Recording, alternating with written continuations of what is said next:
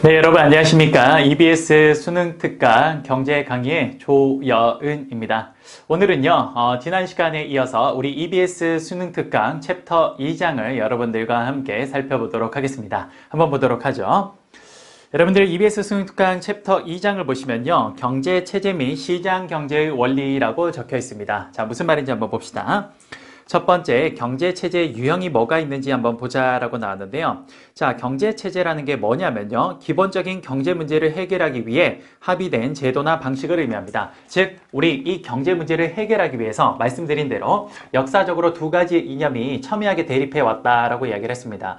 효율성을 중심으로 한 자유시장 경제, 형평성을 중심으로 한 계획경제체제라는 게 있는데 바로 이러한 자유시장 경제나 계획경제를 우리는 뭐라 그런다? 경제체제라고 이야기를 합니다. 그렇죠. 어떤 사회에서는 자유시장 경제를 주창을 하는 나라는 뭡니까? 그렇죠. 이런 나라는 그래 우리는 효율성을 중심으로 이런 문제를 해결하자라고 사회 구성원들이 암묵적으로 합의한 겁니다. 그 다음 계획경제체제에서는요. 그래 우리는 이런 경제 문제를 해결할 때 정부의 계획에 의해서 공평하게 이 경제 문제를 해결하는 게 좋을 거라고 사회 구성원들이 암묵적으로 합의한 거예요. 이게 뭐냐? 자유시장 경제와 계획경제체제입니다. 바로 그 경제체제를 의미하는 겁니다.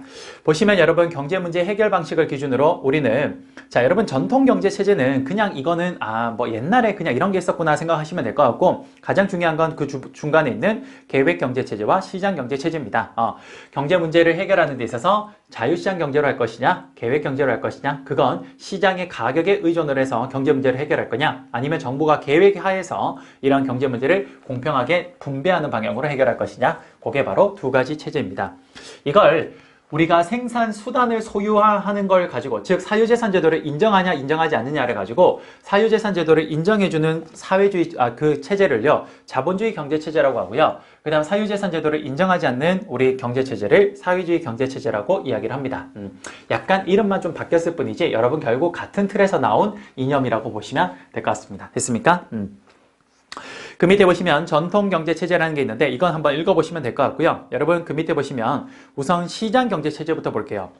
시장경제체제라는 건 여기 적혀있는 바로 뭡니까? 효율성을 중심으로 그 시장의 가격에 의해서 이러한 자원을 배분하는 체제인데요.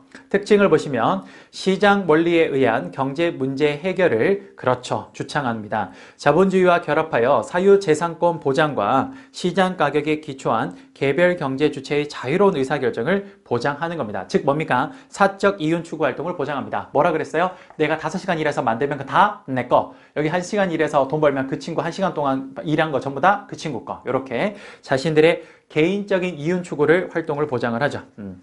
장점은 보이지 않는 손의 작동으로 효율적인 자원 배분이 되고 사유재산권 보장으로 개인의 능력과 창의성 발휘가 된다라는 겁니다. 그렇죠. 사유재산 제도가 인정이 되니까 근로의욕이 상승하면서 이런 현상들이 발생했다라는 게 장점이죠.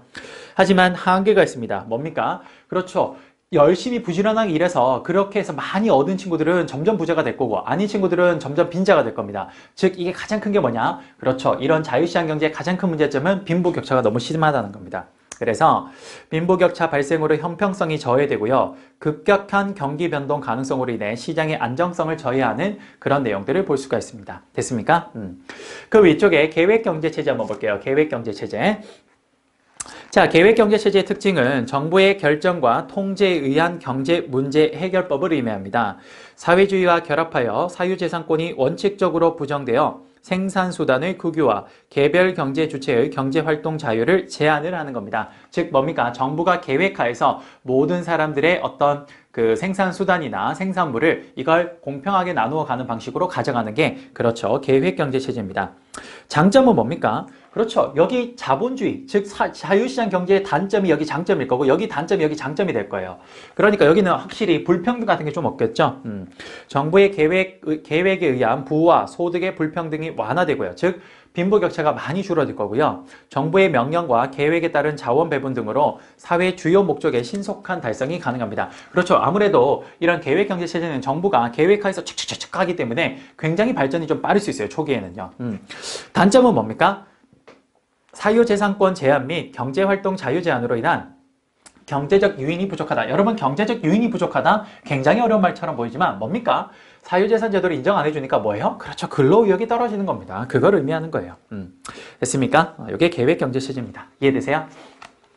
그런데 여러분, 최근에 우리가 지금 현 시대를 살고 있는 이 시대, 현 시대에서는요, 사실 그 어떤 나라도 자유시장 경제만을 주창하는 나라도 없고요. 그 다음 계획경제체제만을 주창하는 나라도 없습니다. 현재는 어떠냐? 모든 나라들이 이 두 개를 적절하게 섞고 있어요. 무슨 말이냐? 이런 겁니다. 잘 보세요. 대한민국은요, 얼핏 봤을 때는 당연히 자유시장 경제 같아요. 왜? 대한민국은 사유재산 제도를 인정해 주니까. 그러면 얼핏 봤을 때 대한민국은 시장 경제 체제를, 자유시장 경제 체제를 주창하는 나라처럼 보이지만 대한민국도요, 엄연히 국가의 계획 경제 체제를 일부분 수용해서 활용하고 있습니다. 대표적인 게 뭐냐? 이런 거예요. 우리가 곳곳에, 사회 곳곳에 소외된 계층들이거나 혹은 차상위 계층 혹은 이런 뭐예요? 좀 약간 약한 분들이 있습니다. 그런 분들에게 국가가 뭐 합니까? 그렇죠. 우리 최저 생계비 보장하기 위해서 차상위 계층에게 보조금 지급하고 그분들에게 최저 생계비 이런 거 지원해 주는 거. 이건 여러분 엄연히 정부의 계획에 의한 계획경제체제에서 하는 겁니다. 맞습니까? 그런 거 하는 이유가 뭡니까? 그렇죠. 자본주의의 어떤 자유시장 경제체제의 이러한 단점을 이러한 계획경제체제의 일부분의 장점을 수용을 해서 그래서 이걸 보완하기 위해서 그런 활동을 하는 겁니다. 즉 대한민국은요 어떤 나라냐면요 자유시장 경제체제를 근간에 깔고 있습니다. 이게 자유시장 경제가 가장 기본이 되는 건 맞아요. 하지만 여기에 계획경제체제를 일부분 수용을 해서 현재 우리나라 경제는 이렇게 순환이 되고 있는 겁니다. 이해되십니까? 이게 바로 대한민국의 현 경제체제예요. 이렇게 한 경제체제를 근간에 깔면서 다른 경제체제를 일부 수용을 해서 함께 운영을 하는 거. 이걸 뭐라 그러냐? 혼합경제체제라고 이야기를 합니다. 이해되십니까? 대한민국은 그래서 자유시장 경제를 근간에 깔고 이러한 계획경제체제를 받아들인 거예요. 반대로 여러분, 계획경제체제를 근간에 깔고요. 그러면서 자유시장 경제를 일부분 받아들인 나라들이 있습니다. 대표적인 나라가 그렇죠. 중국입니다. 중국. 중국은 기본적으로 공산당 일당 독재체제를 진행을 하고 있기 때문에 정치적인 측면이나 여러 가지 측면에서는 그렇죠. 계획경제체제를 유지하고 있습니다. 그런데 여기에 그 자본주의의 일부분들을 자유시장 경제의 일부분들을 받아들이고 있죠. 그래요. 상해 특구나 이런 지역에 가면요. 자유롭게 거래하게끔 이런 것들을 일부분 개방을 많이 하고 있습니다. 그래서 기본적으로 중국이라는 나라는 공평성, 형평성이라는 이념을 근간에 깔고 바로 이 효율성, 자유시장 경제의 이러한 장점들을 받아들인 나라라고 보시면 될 것 같아요. 이런 나라가 또 어디 있습니까? 베트남, 그렇죠. 베트남도 기본적으로 공평성, 형평성을 근간에 깔고 자유시장 경제 효율성을 받아들인 나라입니다. 지금 북한도 어찌 보면 그래요. 형평성이라는 이념을 근간에 깔고 지금 북한도 경제 발전을 위해서 효율성이라는 이 이념을 받아들이려고 하는 거예요. 이런 것들이 전부 다 뭡니까? 이것도 혼합경제체제라고 이야기를 합니다. 됐습니까? 그래서 여러분 거기 맨 밑에 보시면 혼합경제체제가 그런 이야기예요. 이 혼합경제체제가 등장한 계기는요, 1930년대 미국의 세계 대공황 때문에 발생을 했습니다. 이게 왜 그런지는 쌤이 나중에 혹시 시간이 된다면 거시경제 쪽에 해당 부분에 우리 수능 특강을 할 때 그때 잠깐 설명을 좀 드리도록 하죠. 굉장히 재밌는 이야기가 하나 있거든요. 자, 어쨌든 그것 때문에 시장의 자동 조절 기능만으로도 이것만으로 시장의 문제를 다 해결할 수 없다는 걸 알게 되어서 정부의 약간 적극적인 이런 계획이 필요하다라고 생각을 해서 받아들이기 시작합니다. 그런 게 혼합경제체제의 등장 배경입니다. 결국 이러한 혼합경제체제의 특징은 뭐다? 시장 경제적 요소와 계획 경제적 요소를 함께 그렇죠 혼용하는 경제체제입니다. 오늘날 대부분의 국가들이 이 혼합경제체제를 그렇죠 채택하고 있습니다. 됐습니까? 됐어요. 이렇게 해서 여기까지 봤고요. 이제 그러면 이제 본론에 한번 들어와서 우리 결국 우리가 지금 배우는 건요. 현대 주류 경제학이 효율성을 중심으로 한 자유시장 경제다 보니까 바로 이 효율성이 어떤 식으로 잘 작동을 하는지를 보는 게 바로 우리 수능 특강에서 본론에 해당이 됩니다. 그러면 그 다음에 시장 경제의 기본 원리 한번 보도록 할게요. 자유시장 경제의 기본 원리는요. 결국 핵심은 이겁니다. 바로 가격이죠. 시장에서 가격이 형성되면 이 가격에 의해서 이러한 부족한 자원들이 효율적으로 배분되고 운영된다라는 겁니다. 그래서 보시면 가장 첫 번째가 시장 가격에 의한 자원 배분이라고 적혀있죠. 경제활동의 신호등 같은 역할을 합니다. 그렇죠. 가격은 경제활동에 있어서 신호등 같은 역할을 해요. 예를 들어서 가격이 비싸다라는 건 많은 사람들이 원한다는 거 혹은 그 자원이 상대적으로 지금 굉장히 희소하다라는 걸 알려주고 가격이 싸다라는 건 별로 사람들이 원하지 않는다라는 거나 혹은 그 자원이 상대적으로 흔하다라는 걸 이야기하는 겁니다. 이해되십니까? 그렇게 이 가격이 높고 낮음에 따라서 사람들에게 이 자원의 현 상태와 사람들의 의지, 사람들의 욕구를 이렇게 표출해 주는 거예요. 마치 신호등 같은 역할을 하죠.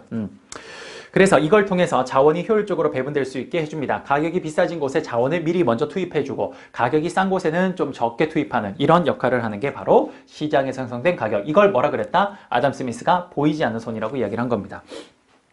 그 다음 기본적으로 시장 경제는요, 이익 추구를 보장해 줍니다. 그렇죠. 경제활동의 자유를 통해 개개인의 이익 추구를 보장해 줍니다. 즉 사유재산권을 보장해 준다는 말이에요. 사유재산제도 인정. 그래요. 자신의 의사에 따라 이익을 극대화하려는 과정에서 사회 전체적 이익 향상에 이바지한다라고 시장 경제는 그렇게 보는 거죠. 사유재산권 보장과 개인의 이익 추구 보장을 통해 경제적 유인 동기가 강화된다라고 이야기를 합니다. 자, 그리고 여러분 한 장 넘겨보시면 이제 분업 특화 교환이라는 게 있는데 이것도 쌤이 다 설명을 드렸죠. 그렇죠. 우리 자유시장 경제에서 사유재산 제도를 인정을 하니까 사람들의 근로의욕이 향상됩니다. 그러다 보니까 더욱더 생산성을 높이기 위해서 사람들은 분업을 하게 되고요. 분업을 해서 많이 생산하고 나면 이제 서로 내가 생산한 거 말고도 다른 것도 필요하니까 교환을 하기 시작합니다. 그래서 우리가 교환이 발생하고 최종적으로 뭐 합니까? 그렇죠. 우리가 시장이 발생하고 그 안에서 시장 가격이 형성된다라고 했습니다. 그래서 분업, 특화, 교환. 이게 바로 그 말이죠. 분업, 뭡니까? 생산 과정을 여러 부문으로 나누어서 각자가 맡은 업무를 수행하는 방식이 우리가 분업입니다.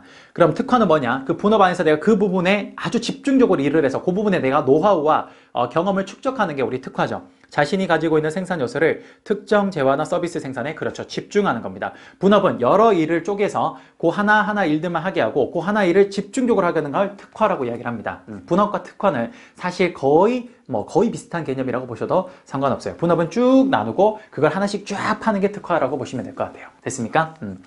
교환은 뭡니까? 그렇죠. 이제 이렇게 해서 생산을 많이 하고 나면 서로 필요한 것들을 그렇죠. 바꿔야 되죠. 그걸 우리 교환이라고 합니다.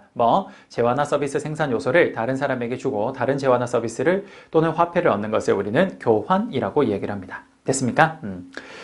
됐습니다. 이렇게 해서 분업, 특화, 교환을 이야기를 했고요. 이런 것 때문에 우리는 시장 경제가 이렇게 작동을 한다라고 보면 될 것 같습니다. 경쟁의 원리는 여러분 한번 읽어보시면 될 것 같고요. 그 아래쪽에 보시면 시장 경제를 뒷받침하는 제도에 대해서 이야기를 하네요. 이것도 제가 다 말씀드린 내용을 반복하고 있네요. 이러한 시장 경제를 그렇죠. 뒷받침하는 제도는 일단 기본적으로 사유재산권을 인정해주고요. 두 번째, 이들의 경쟁이요. 공정하게 될 수 있도록 공정한 경쟁이 될 수 있도록 보장해주고요. 마지막으로 이들이 자유롭게 경제활동할 수 있도록 보장해주는 것. 그것들 세 가지가 시장 경제를 뒷받침하는 제도다라고 보시면 될 것 같습니다. 됐습니다. 여러분 이렇게 해서 우리 수능 특강 챕터 2장 우리 챕터 2장 뭐 했습니까? 경제체제 및 시장경제 원리 이 부분은 이렇게 해서 마무리하도록 하겠습니다. 여러분들 지금 챕터 이렇게 쭉 보고 있는데 그렇죠. 쌤이 첫 번째 개관했던 이 내용에서 벗어나는 게 없죠. 이게 아주 좋은 논리입니다. 여러분들이 이거 하나만 머릿속에 탁 들어와 있으면요. 그렇죠. 지금 우리 수능 특강의 챕터 1장부터 챕터 3장까지가 머릿속에 하나에서 탁 들어온 거예요. 그러면 시험 때 틀릴 게 없어요. 네, 됐습니까? 그래요. 여러분들 고생 많으셨고요. 저는 다음 시간에 다시 찾아뵙도록 하겠습니다. 감사합니다.